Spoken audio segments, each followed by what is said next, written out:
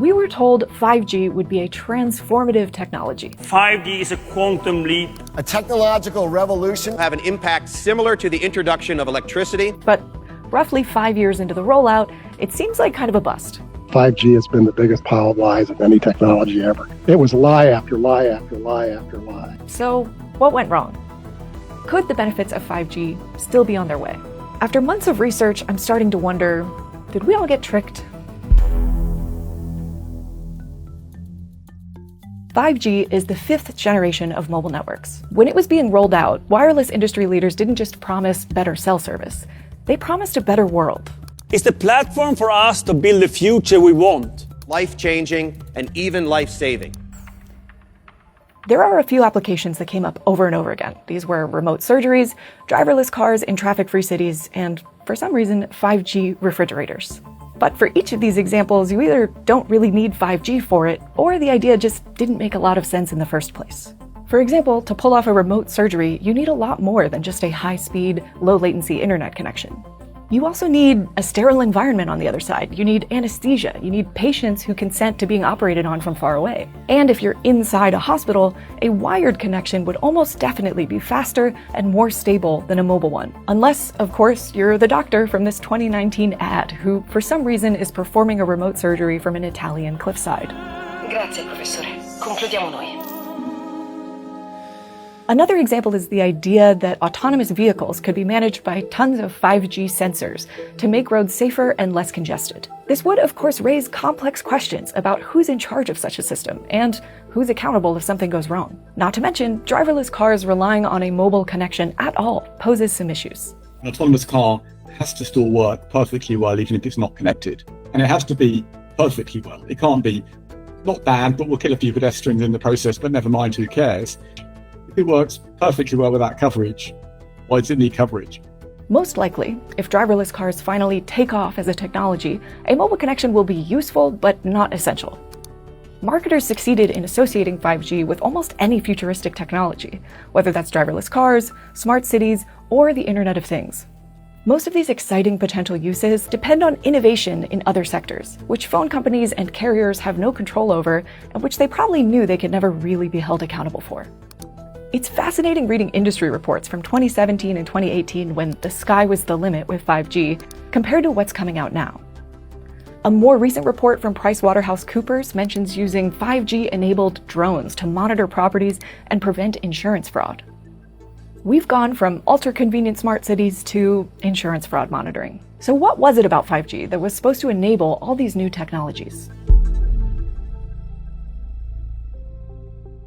One of the most significant changes about 5G was the introduction of new, higher frequencies. Before 5G, mobile networks mostly used frequencies below 5 gigahertz. So if we pull up the electromagnetic spectrum, that's roughly in this range.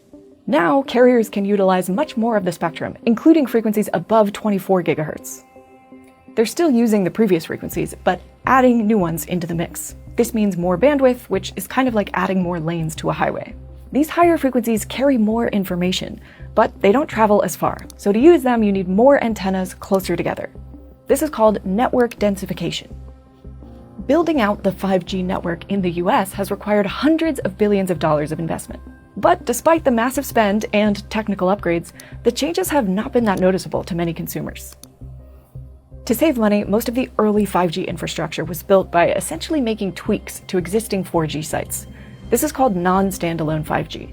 It's an efficient way to do things, but ultimately delivers a 4G-like experience. Another thing that was supposed to be really different about 5G was the introduction of millimeter waves. 5G millimeter wave provides massive capacity. That is giving an enormous throughput. But despite all the hype, millimeter wave 5G is not widely available. And lots of smartphones don't even support it. Millimeter wave is useful in select locations where crowds really pack in, like stadiums and airports. But in general, the distance they travel is so short and these waves are so easily blocked that widespread use in mobile networks just hasn't made a lot of sense. And as such, the flashiest use cases of 5G are practically nowhere to be found. To be clear, when phones are actually connected to a 5G network, they generally get faster speeds and lower latency. The thing is that for most people, 4G was already good enough. Coverage, not speed, is one of the biggest problems users still face. In the US, coverage is patchy or non-existent in many rural or remote areas.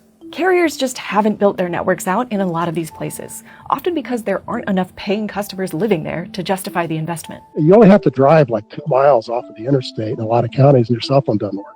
This is part of what's called the digital divide. People in rural areas and people with low income tend to be the most affected, but 5G is typically not the best tool for expanding coverage. Its defining feature is higher, shorter range frequencies. 5G can operate in lower frequency bands, which travel farther, but if the top priority was expanding coverage, building out existing 4G networks would have been more efficient. If you've ever seen a TV ad about 5G, then you might now be a little bit confused, because the maps they show tend to make it look like 5G is already almost everywhere. Take great pride in bringing 5G to everyone. People have trouble even making a cell phone call, 4G or 5G, because towers only have a limited circle around them of coverage. Doug Dawson tests cell phone speeds and coverage as part of his consulting work. He says these maps are hugely inaccurate. In most counties, they cover like 30 or 40% of the land area, but their maps don't show that. I asked the 3 major US phone carriers for comment on the accuracy of their maps. Only T-Mobile answered the question directly. A spokesperson told me coverage maps provide a general service expectation. It's not flawless. According to Doug, there's not much accountability here because few people are actually going out and checking. Users might also think they're on 5G when they're actually not. The Washington Post reported that in the US, that 5G icon in the upper right corner of your phone just means the mobile network is nearby, and not necessarily that you're actually connected to it. I asked all the major US carriers about this too. AT&T seemed to confirm it, and said the 5G icon appears when the technology is available. T-Mobile said their icon is always accurate, and Verizon didn't get back to us. 5G availability is still limited in much of the US depending on your carrier. Looking at 2024 data, Verizon and AT&T 5G users were only connected to a 5G network about 1/10 of the time.